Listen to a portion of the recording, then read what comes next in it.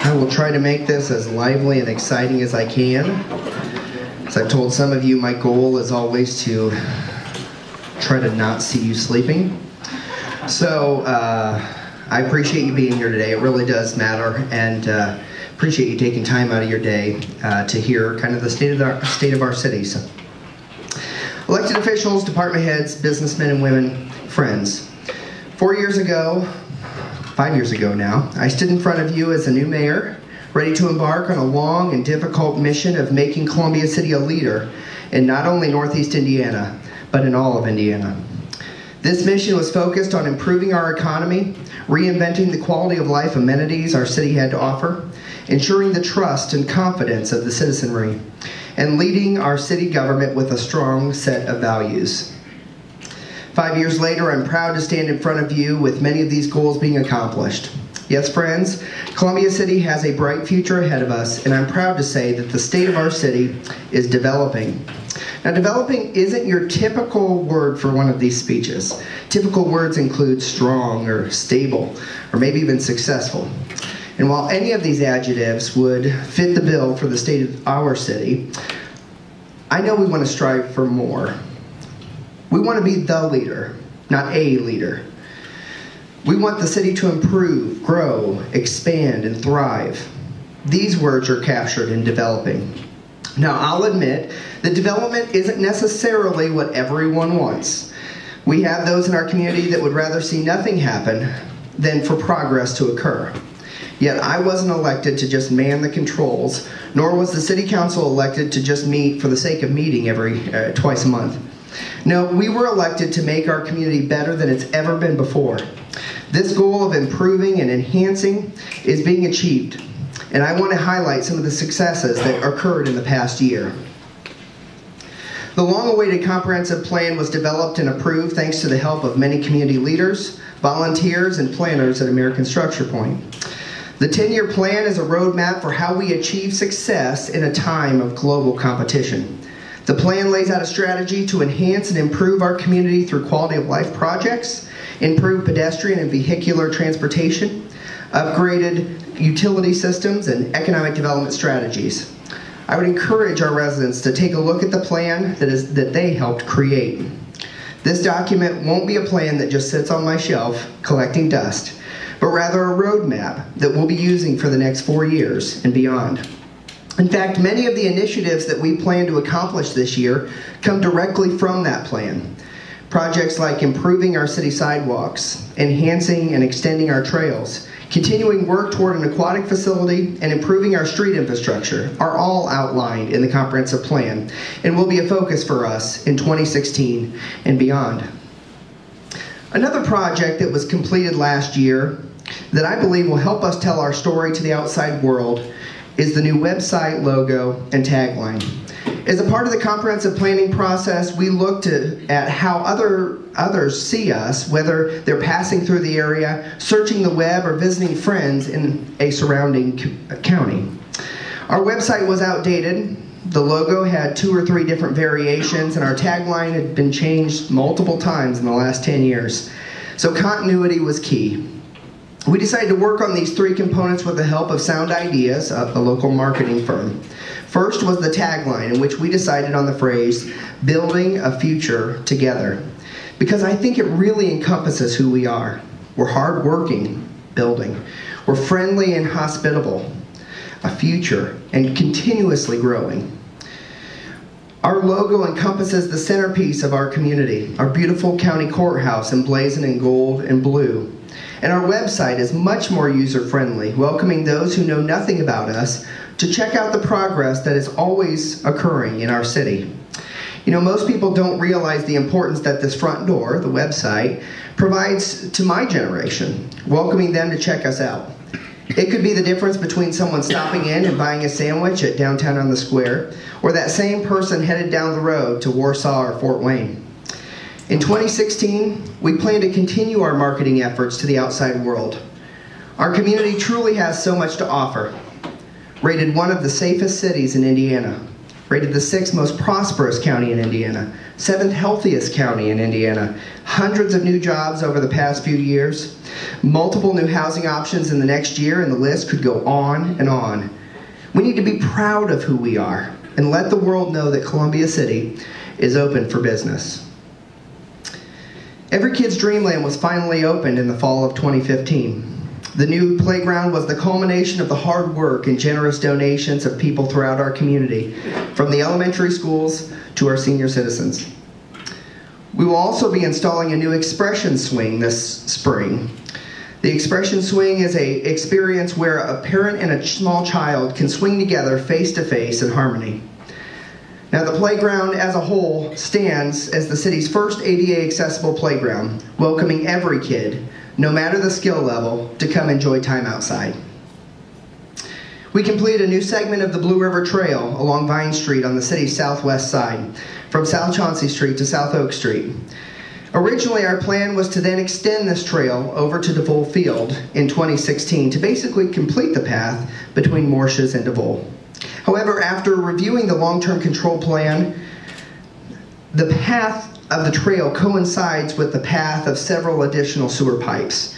And it just made sense for us to wait until that project is completed to finish out the trail, rather than waste taxpayers' money putting in a trail that we'd have to tear up in a few years.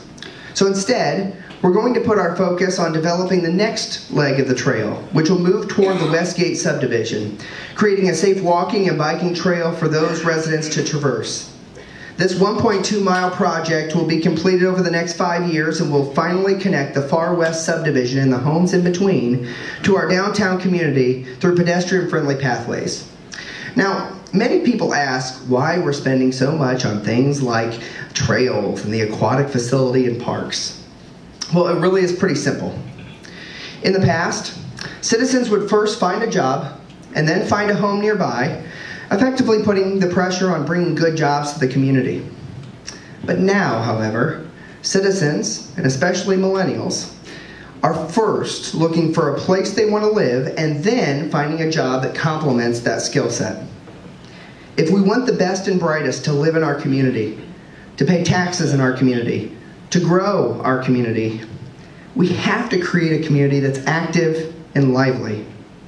Sure, we have some great features, but we should always be striving to be better and to develop more opportunities for recreation. I recently read an article about Northeast Indiana and the Parkview Health System CEO Mike Packnett. He was quoted regarding this push toward quality of life amenities. He stated, "If we want to bring world-class health care, world-class doctors especially, to our region, we have to build trails, because that is what they want to have as amenities in their community." Thus our push toward these trails and quality of life amenities. Which brings me to the Regional Cities Initiative. I'm proud to be a part of a region that's focused on improving the attractiveness and activeness of our community. I'm proud that we have regional business and governmental leaders who are saying that good enough isn't good enough anymore. I'm proud to live in a state that's decided to put their money where their mouth is by investing in 3 regional cities selected by the IEDC, Indiana Economic Development Corporation. Now, some curmudgeons out there don't see value in this initiative. They've even gone as far as to say it's funding vanity or wasting taxpayer money. But this couldn't be farther from the truth. If you truly believe that the current path of good enough is the right path, then look no further than the Journal-Gazette. In a March 26 article titled "Numbers Set Path on a Road to a Million," it stated that in Northeast Indiana, population losses were found in Steuben, Huntington, Wabash, and yes, our dear old Whitley County. Stagnant growth had occurred in DeKalb, Noble, and Kosciuszko.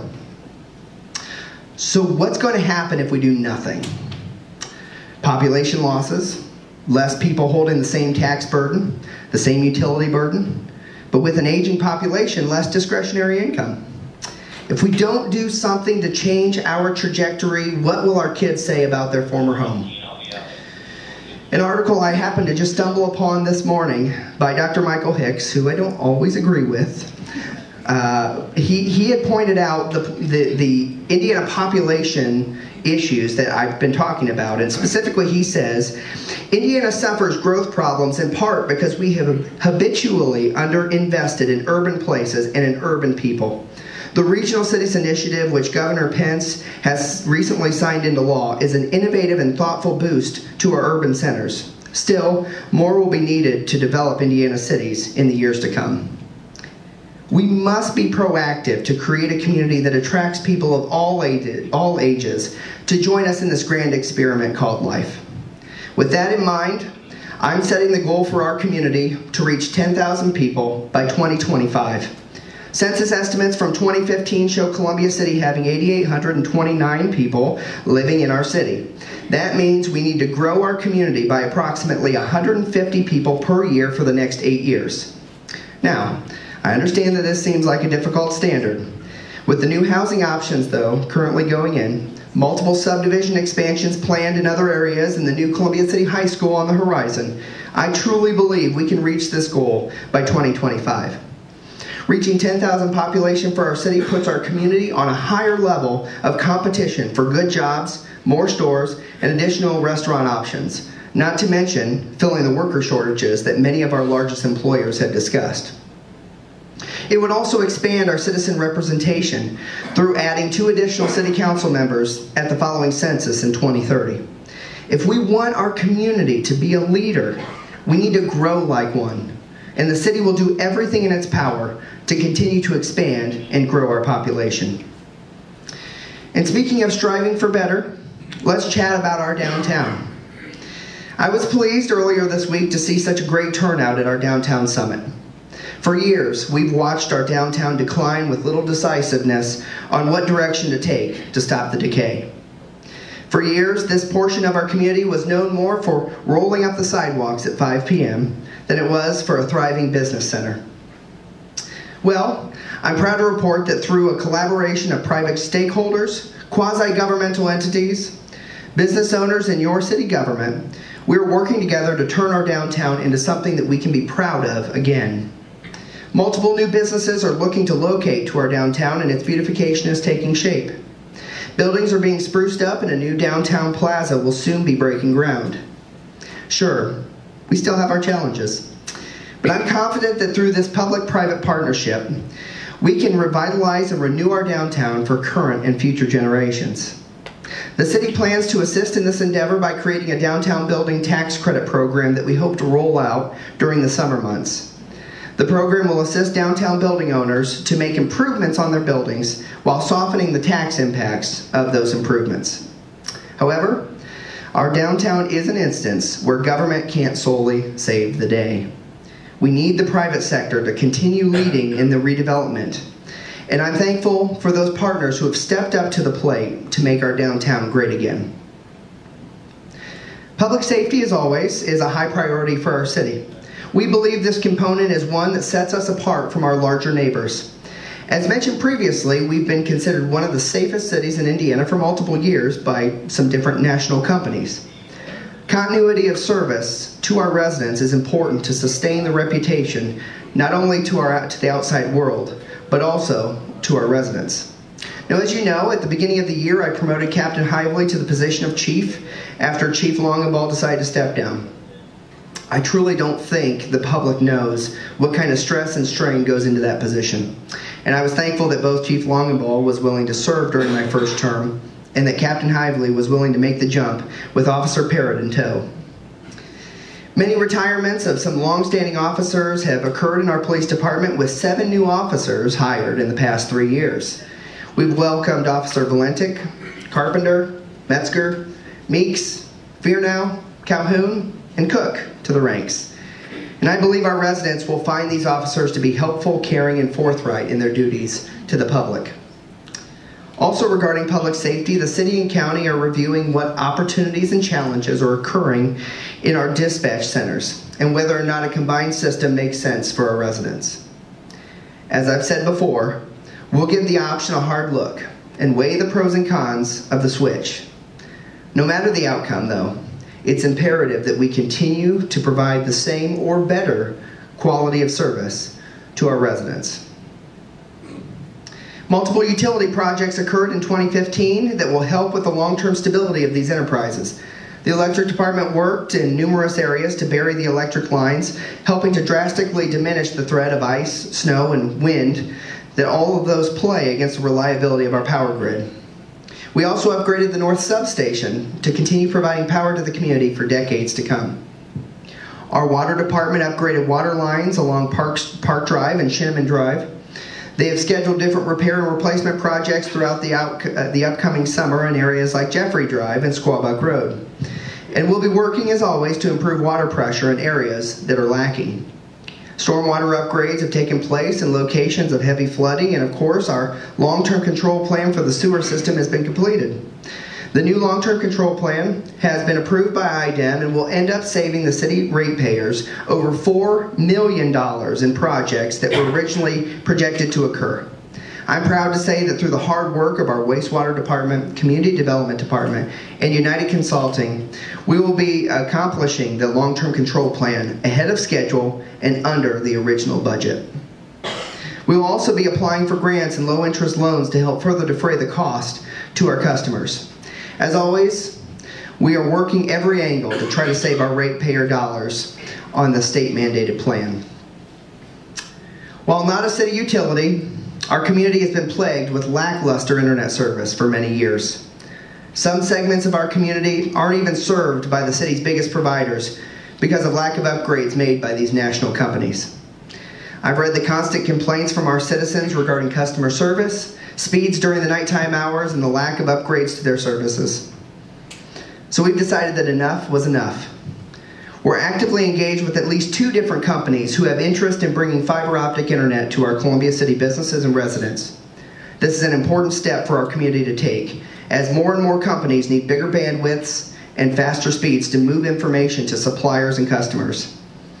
Without taking this step, companies would relocate to areas that have much faster, stronger service.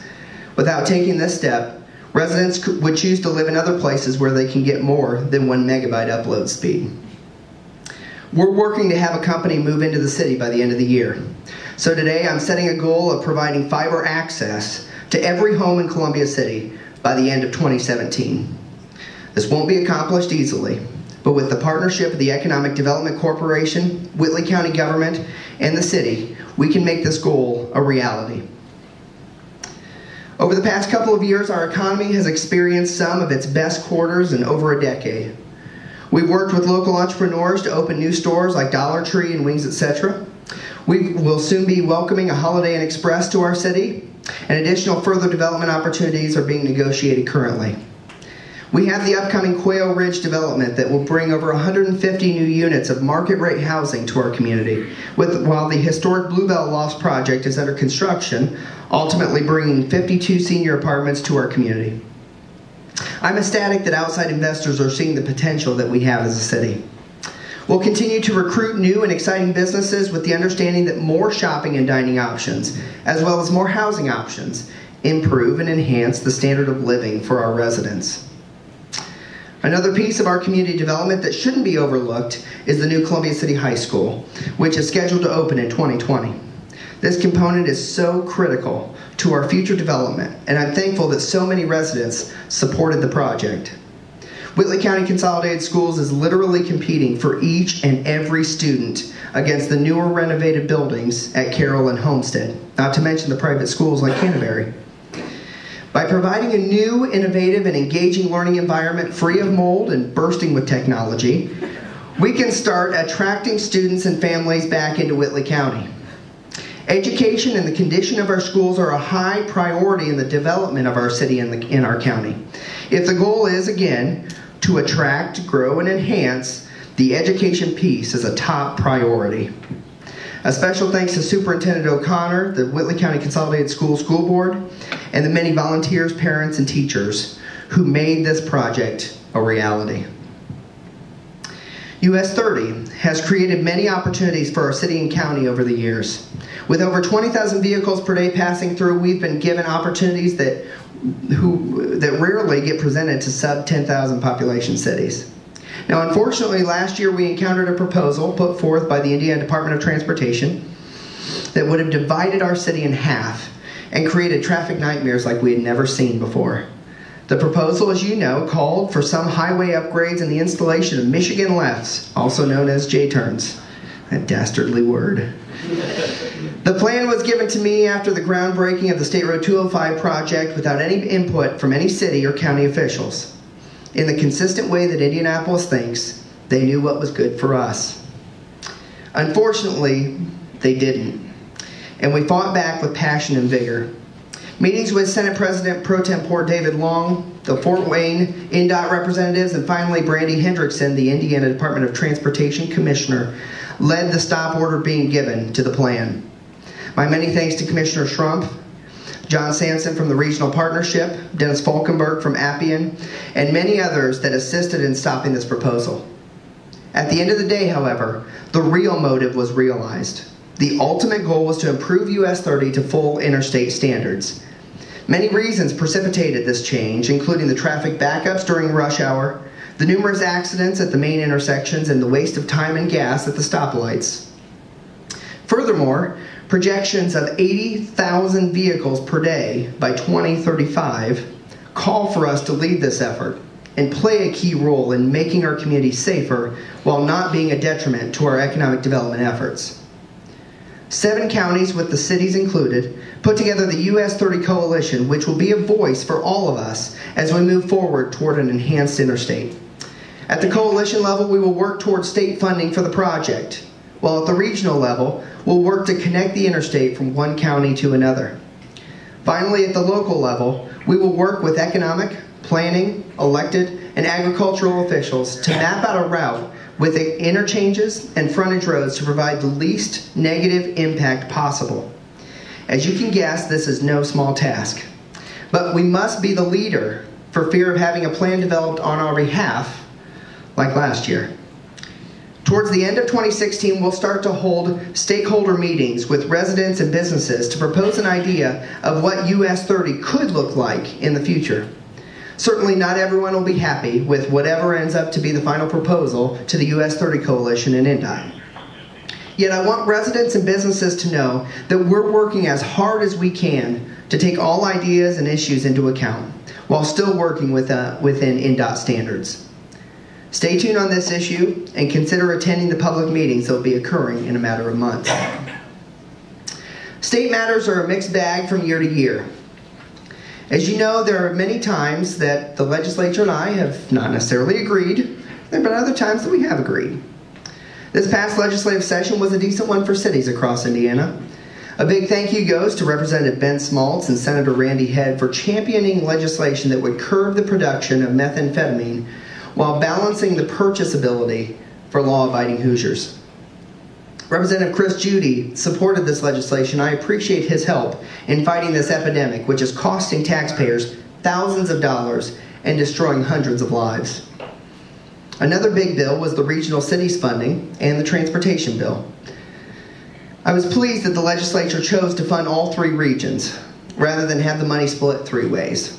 While I know the original legislative intent was for 2 regions to be selected, I'm thankful they chose to support the governor's wishes on this issue. At least one step was taken toward additional transportation dollars, and I hope that the legislature will take even more steps to help cities, counties, and INDOT to fix our broken infrastructure. Just a quick trip down I-69 will show you that at times, tax decreases can end up costing taxpayers even more, as both drivers and repair shops have experienced with bent rims and blown tires due to these poorly maintained roads. Finally, I want to thank both Representative Judy and Senator Banks for supporting some minor tweaks in annexation. After last year's disaster, and I use that term not lightly, after last year's disaster where the legislature made it extraordinarily harder for cities to grow, this year's tweaks made some minor improvements. One issue, however, that we need to address as a state is what role the legislature wants to play in the lives of municipalities. Cities and counties are constantly nitpicked through what they call preemption, with bills like placing moratoriums on apartment inspection fees, or not allowing the regulation of plastic bags, eroding the flexibility of TIF districts, or dictating who can and can't have a food and beverage tax. It seems at times the legislature wants to play city council more than allowing the elected officials in our cities and counties to decide what's best for our citizens and our constituents. To quote the Indianapolis Star, first it was a ban on setting a local minimum wage or regulating guns. Then came prohibitions on paid sick leave and housing regulations. Now it's worker schedules and plastic bags. Likely, it seems, whenever an Indiana city thinks about passing an ordinance that the General Assembly disagrees with, state lawmakers strip local officials of the authority to do so, end quote.